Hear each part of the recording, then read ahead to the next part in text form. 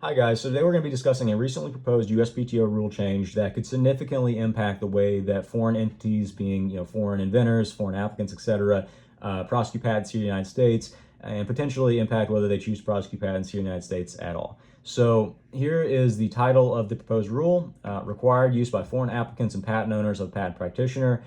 Some of the people watching this might say, duh, you have to have a patent practitioner to prosecute patents in the United States. Well, you actually don't. There is a pro se division of the USPTO, meaning that the inventor could just go directly to the USPTO examiner there and discuss things with them.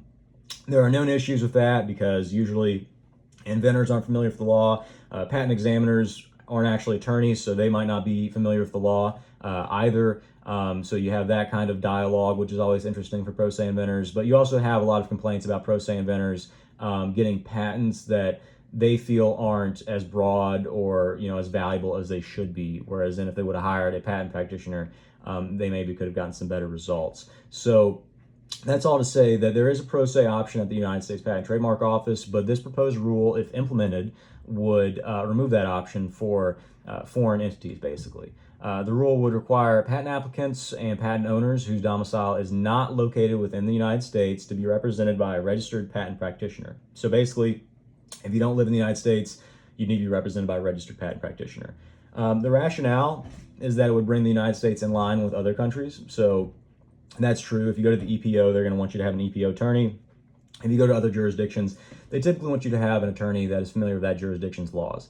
Another rationale is that it would increase efficiency and enable the USPTO to more effectively use available mechanisms to enforce compliance. Again, that kind of goes back to if you have a patent practitioner on the case, they are bound by guidelines and ethics. I know attorneys and ethics, but they are bound by guidelines and ethics. And if they don't follow those ethics and guidelines, then they could be sanctioned. Their license could be stripped. There's a lot of motivation there for patent practitioners to stay in line with the rules.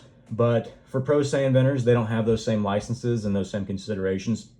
And especially for foreign pro se inventors, they may be in land that is not subject to the U.S. jurisdiction, and so there's not a ton of motivation there to comply with all of the rigorous standards that practitioners have to comply with. Another rationale here is to enhance the USPTO's ability to respond to false certifications. There's been a lot of micro entity certifications being falsely made, allegedly, by foreign applicants here, and that means that they're paying less fees, they're getting expedited in the examination process unduly, and I guess the USPTO is upset about that, as should other inventors be, frankly. So I think that this proposed rule is going to be voted on in January, so I'll keep you updated. Thanks.